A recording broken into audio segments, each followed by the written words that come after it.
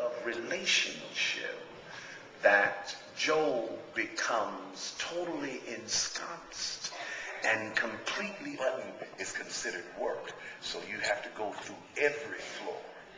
Went out in Jerusalem and it looked like a ghost town because the whole city shuts down on the Sabbath because they remember the day.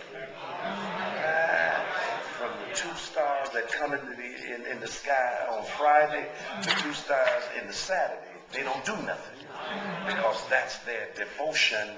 Now, the word fear is the word reverence. This man has an exaggerated reverence of God. He honors God. Now, that is where worship comes from. Yes.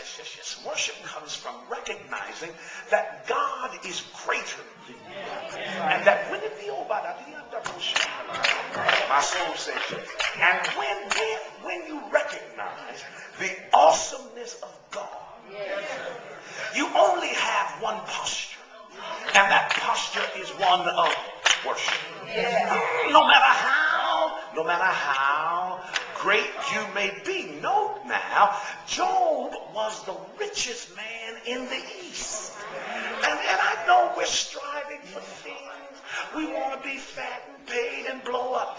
But when you reach that alienating height where not many people get, you still must maintain the posture of worship. People will stop worshiping when they make a certain amount of money.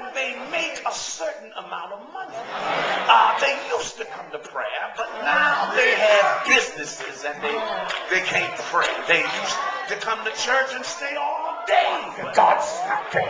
God didn't let you reach him. And there are always things for your adversary, the devil, that is going to and fro in the earth, seeking whom he may devour. He's trying to get you, but the reason he can't is because God has you hedged.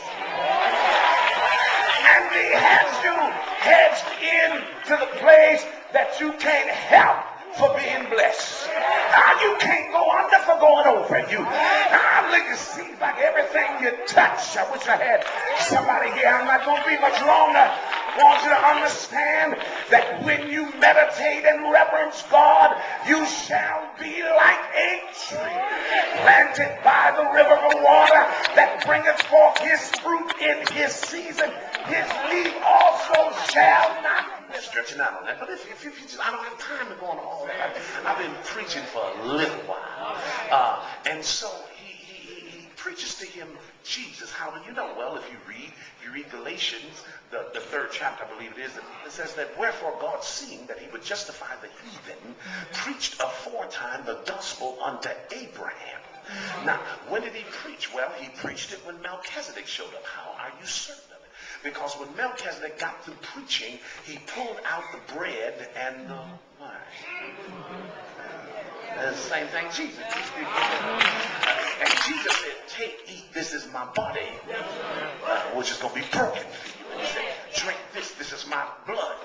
And so that's the reason when Jesus was being questioned by the Pharisees, and he told them that if you were Abraham's seed, you would rejoice with me, because Abraham saw my day and rejoiced. And they said, how is it that this man is not even 50, and Abraham has been dead for centuries, and yet he says that Abraham saw his day and rejoiced? And Jesus retorted, because before Abraham was,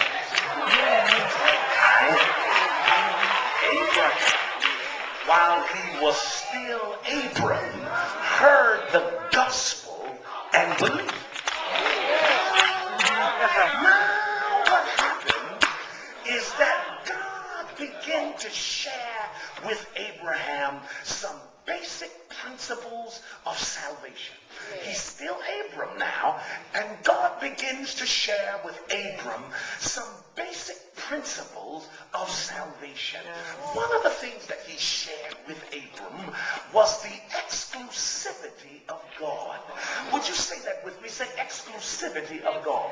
It's just a 25-cent word. It just means that God is exclusively God. That he cannot be shared. that he wants to be God and God alone. That he will not share his glory with another. Y'all gonna talk back to me. And inside of the gospel. Listen now. Pastor Winans, how can you be so definitive in what you're saying? The reason I can be so definitive is because the word supports me. If you notice, after he has slaughtered the kings, he runs into the king of Sodom. And the king of Sodom says, man, listen, I want to thank you for helping us out. As a matter of fact, just go through the kingdom and get whatever you want. I'll pay you for the prisoners of war. I'll pay you for the victory.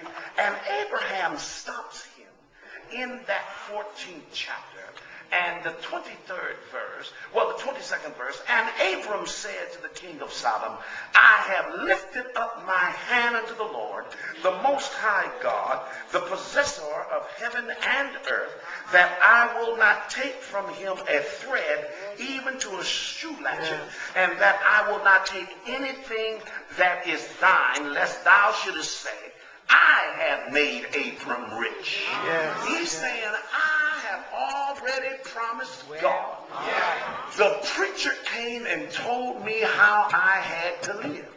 And he told me that God was an exclusive God. So I made a vow to God that I was going to serve him. I made a vow to God that I would live for him. That I would come out from among them, and that I would be separate, that I wouldn't pray to any other God, that I wouldn't worship any other God, that I wouldn't sing to any other God, that I would not make gods out of the men that are round about me. I would not write to any of everything that I do, from the rising of the sun to the going down of the same. I would worship him. I would give him credit and glory for everything that happens in my life. I will not say it was me. I will not say it was my education. I will not say it was my upbringing. I will not say it was my breeding. I will not say it was my college professor. I will not say it was my guidance counselor. I will not say it was the YMCA. I will not say that it was my vocational training.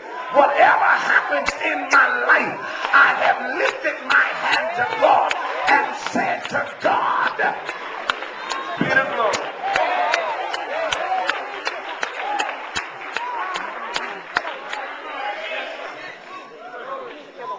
So he walks away from an opportunity. It wasn't that the king of Sodom didn't have anything to offer. I'm coming to my close. Sometimes folk get on my nerves. The reason they get on my nerves is because they act like they're the only one somebody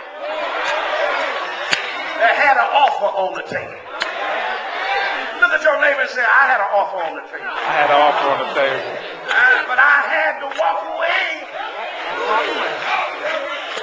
The problem with Christian churches today, just because you can catch a ball or throw it or kick or hit a home run don't mean you saved. You got to get in line just like everybody else. I know I have a lot of celebrities come to my church. They leave because they recognize your celebrity status doesn't work here. It doesn't work because everybody that's following Jesus had to follow the same routine. Take up your cross, get in line,